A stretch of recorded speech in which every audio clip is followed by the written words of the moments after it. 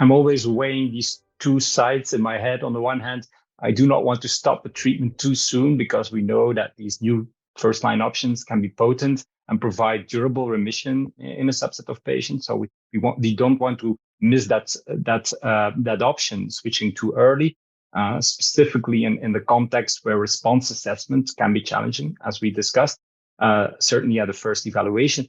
But on the other hand, we do know that we have these second-line options, and I have patients, for example, that did remarkably better with a TKI compared to an IO combination. So that exists as well. So we do not want to miss that opportunity either. So this is everything we have to combine.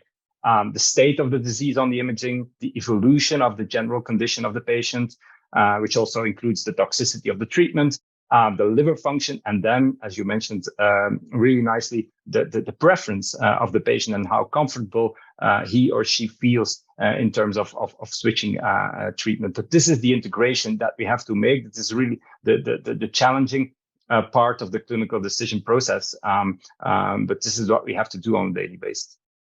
I think the other thing that I would just add is that, we have second-line systemic therapies, but there's, now multiple second-line systemic therapies from which we have to choose. And, we've already talked about the fact that there are no current robust data, but there is a need for real world data, and there's a need for comparative effectiveness data.